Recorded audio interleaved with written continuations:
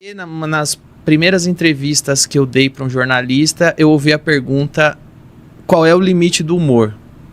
E ali eu já estranhei essa pergunta, porque eu não acho que o Ari Toledo, o Chico Anísio, o Costinha, o Renato Aragão, o Jerry Lewis, o Ed Murphy, eu acho que nenhum deles, nenhuma dessas pessoas que eu cresci vendo se deparou com uma pergunta, porque eu sempre vi entrevista de comediante, e eu nunca vi um comediante ser perguntado qual era o limite do humor. E ali eu fui embora, logo no início da minha carreira, questionando. Eu falei, por que esse jornalista quer saber, quer que eu diga qual é o limite do humor? É uma armadilha? Porque uma vez que eu digo qual é o limite, qual é o próximo passo, é multar se eu passar desse limite? É me punir? Porque tem um limite de velocidade. Se você passa, você é punido. Uhum. Então, ele quer saber qual é o limite do humor. Pra quê? Pra me punir caso eu passe desse limite? E qual é o limite? Quem vai definir? Eu? Ele? Ou o chefe dele que mandou ele me perguntar isso? Ou um professor dele da universidade que mandou ele pro mercado de trabalho com limites estipulados da universidade? Então eu comecei a me questionar. Também comecei a me questionar. Eu não tô vendo ninguém perguntar pro funkeiro qual é o limite do funk. Não tô vendo alguém perguntar qual é o limite do jornalismo, qual é o limite do drama, qual é o limite da poesia, qual é o limite da música. Qual é o limite? Podemos falar de tudo em uma música? Podemos falar de tudo em uma poesia? Não, mas na comédia tinha um limite. E eu chego à conclusão que, na verdade, é o início de uma imposição muito grande, porque o comediante, ele é a parte menos importante de todas as comunicações. Porque o comediante é aquele que fala: não me leve a sério, o que eu tô falando é besteira, não levem minha opinião em conta. De todo mundo que está opinando, eu sou justamente quem você não deve levar em conta. Eu não tenho credibilidade, eu não tenho reputação. Então, a partir do momento que começa no comediante a regulação do que pode ou não ser dito, ele é o primeiro degrau. O que acontece quando a comédia for censurada? Quais são os próximos passos? Daqui a pouco é o jornalismo que não pode dar opinião. Então, eu acho que o comediante é o canário. Todo mineiro, quando ia pra mina, levava um canário na frente. Se o canário morria, é porque tinha gás, não podia entrar ali. E eu acho que a comédia é isso. O comediante é esse canário, ele vai na frente. Se estamos num ponto que o canário está sendo alvejado, é porque o negócio que está vindo é grave, não vai parar nele. Rapaz, é muito interessante isso que você falou, né? A comédia, o drama, o cinema. O cinema, ao contrário, inclusive, passou a mostrar cenas de sexo como elas são. Exato. Né? Mas ninguém colocou... Qual é o limite do cinema? Limites. Aí, por exemplo... as outras manifestações artísticas. Exato. Eu até tenho um texto de stand-up que eu falo que pra mim tá difícil. Quando eu era criança, eu gostava de ver a música nova do Roberto Carlos, porque eu ia pra escola pra colocar besteira na música. Qualquer música que saía, você punha um monte de palavrão e coisa relacionada a sexo na música só pra subverter a música. Sempre era engraçado. Toda criança na escola tinha aquelas músicas que você cantava errado. Tipo, eu lembro quando surgiu aquela, né? Você me pede na carta que eu desapareça. Eu cheguei cantando na escola. Você me pede na carta que o meu pau cresça. É isso que faz. Moleque de quinta série faz isso. Só que hoje, não dá, porque as músicas do mainstream já estão piores do que as que a gente subvertia na escola. Você pega a música do mainstream, não é tipo, você me pede na carta que meu pau cresça, já é tipo, senta aqui, vai a novinha, vai, vamos estuprar agora, vamos meter, vai. E tá um negócio tão subversivo que você fala, caramba, como é que você subverte isso agora? Você subverte, sei lá, cantando que vamos namorar e beijar depois de se conhecer melhor, inverte os valores. Então, só que você não vê esse questionamento no funk. Qual é o limite do funk?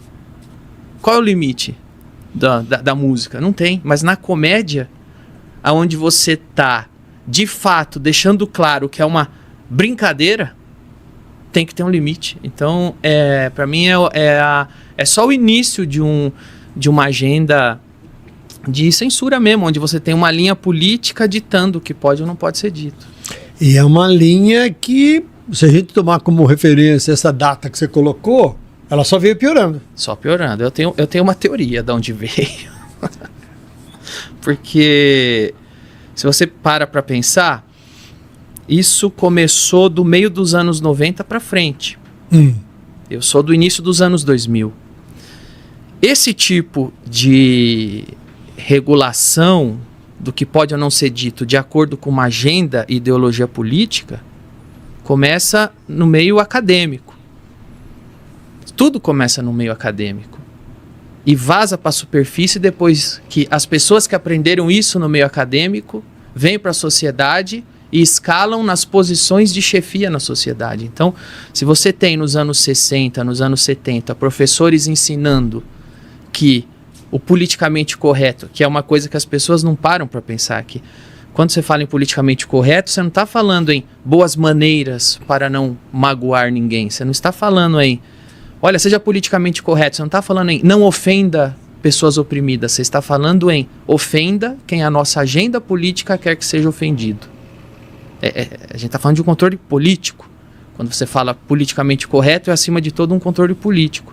Que nos anos 60, 70 eram ensinados na universidade, que as pessoas saíram da universidade nos anos 80 e 90, vieram para cá, nos anos meados de 90 para os anos 2000, elas sobem para posição de chefia, elas viram deputados, elas viram presidentes, elas viram políticos, elas viram prefeito, elas viram chefe de redação, elas viram elas viram âncora de jornal, elas viram elas chegam na cadeira da chefia e começam a regular tudo de acordo com isso. Então, eles vão contratar o jornalista que fala o que eu quero que ele fale e que pergunte o que eu quero que ele pergunte. O político vai fazer a lei de acordo com a agenda política que ele aprendeu lá. Então, eu acho que esse é o momento. É por isso que hoje, aqui onde a gente vive, esse negócio que a princípio era uma coisa de campos acadêmicos, subiu para cá e regula todo mundo. E essa regulação, ela tem como ponto de partida uma questão política. Eu não tenho dúvida. Que leva a questão de costumes, que leva a religião, que leva a outras coisas. Eu creio que uma agenda política, de fato. O que eu acredito que, sim, que a gente tem que ser democrático. E eu não acredito que alguma vertente política não deva ter espaço. Eu acho que todas têm que ter. Eu acho que a direita tem que ter o seu espaço e se manifestar. A esquerda também, o conservadorismo, o progressismo. É nisso que eu acredito. Porém, quando você tem na posição de chefia quem acredita que a agenda política dele deve prevalecer, você tem todo um ambiente tentando sufocar qualquer outra coisa que não seja aquilo. E é isso que eu vejo, sem dúvida alguma. Hoje você tem... regras do que pode ou não pode ser dito. Você queima o seu filme se você disser algumas coisas que não podem ser ditas e que não necessariamente sejam coisas ruins, mas são visões diferentes. Então, tudo hoje é regulado por isso. Nas agências de quem está na chefia da agência de publicidade chama a fazer publicidade quem reza essa cartilha. Quem está na chefia do jornal chama para ser jornalista quem reza essa cartilha. E quando o jornalista vai entrevistar quem não reza essa cartilha, ele não está nem atrás de saber direito o que a pessoa pensa. E sim em destruir a reputação de qualquer coisa que não pensa como ele, o chefe dele. Então a gente vive numa cadeia que é assim que acontece. E isso é pior na esquerda ou na direita? Isso é pior esse jogo de forças aí. Isso é pior sempre em quem está dominando. Independentemente, os dois lados quem está dominando age da mesma maneira. Os dois lados fazem isso, mas quem senta na cadeira é sempre o pior do momento. E hoje é a esquerda que está nessa posição. A gente já viveu tempos, por exemplo, que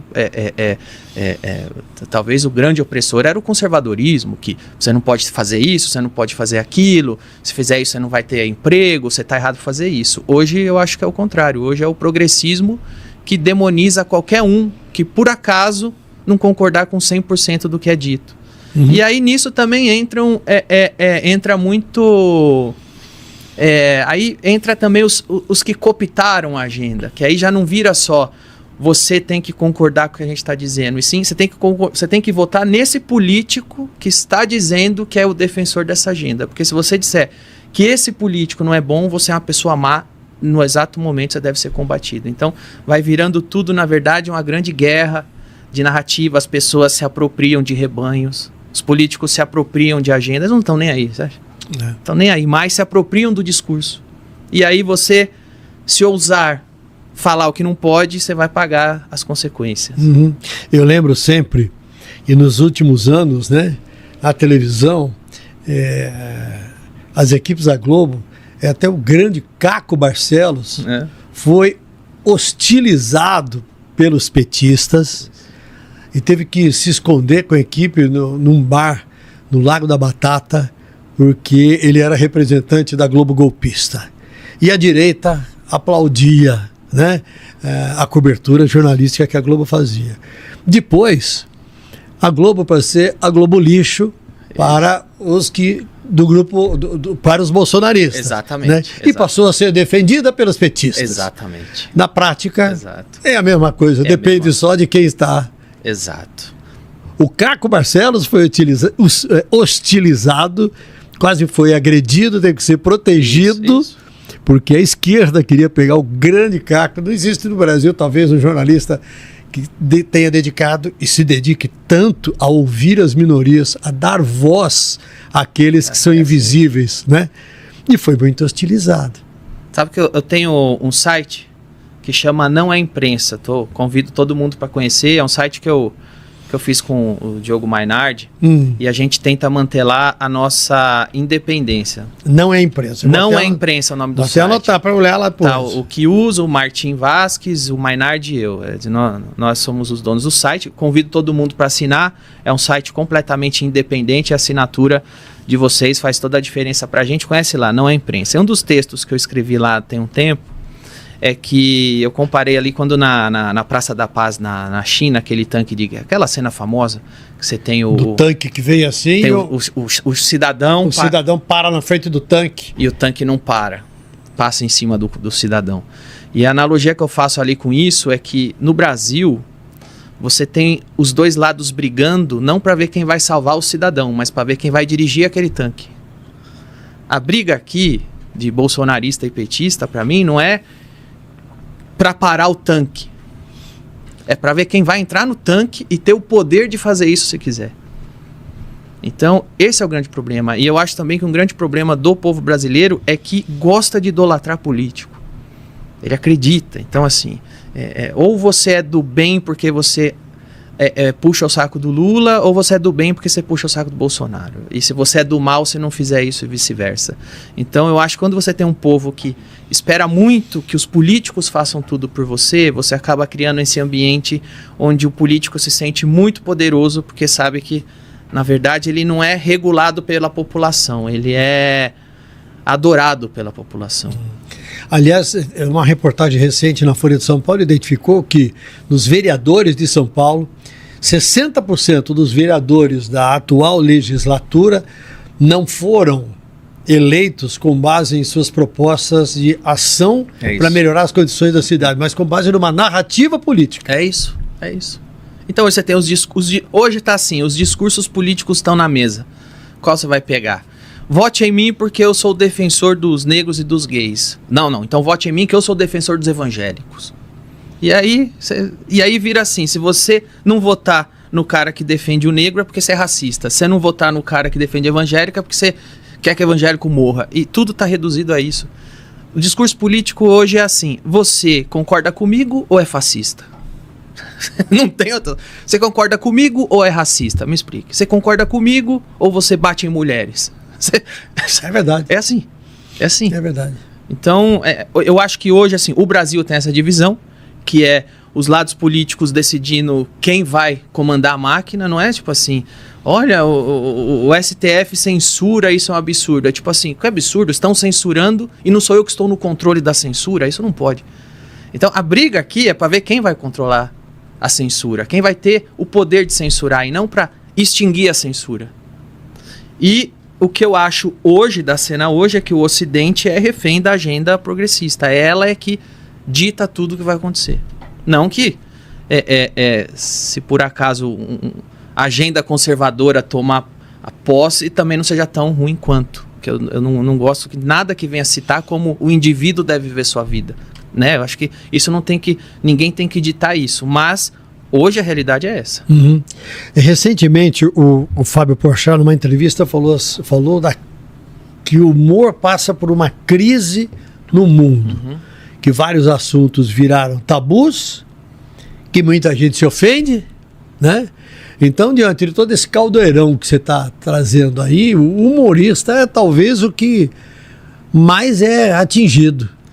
E eu lembro que quando o Porchat disse isso, eu escrevi lá no Não à Imprensa, falando que muito me admira dizer isso, porque o Porchat foi um dos comediantes que ajudou muito isso a acontecer no Brasil. O Porchat é um dos comediantes que você vai encontrar no Roda Viva, sentado falando, o politicamente correto é ótimo, tem piada que não deve ser feita mesmo. Politicamente correto é uma maneira de regular a comédia para não ofender pessoas. Por quê? Porque esse discurso te ajuda muito comercialmente. Eu sei que o Porchat fechou um monte de publicidade ficando do lado das pessoas que censuram comédia no seu discurso público. Só que aí, umas 2 semanas antes dele lançar um filme pro povão, ele deu essa entrevista. Falando, nossa, politicamente incorreto não é bacana. Só que nos últimos anos, todo lugar que ele vai, ele fala que é. Algumas piadas não devem ser feitas. Alguns comediantes não deveriam estar aqui. A ponto dele, inclusive, o Léo Lins ser condenado à prisão e o próprio Porchat aparecer. Primeiro ele pareceu, pessoal, não deve se condenar o Léo Lins à prisão por causa de uma piada. Aí pegou mal, provavelmente as agências de publicidade, você não pode falar isso.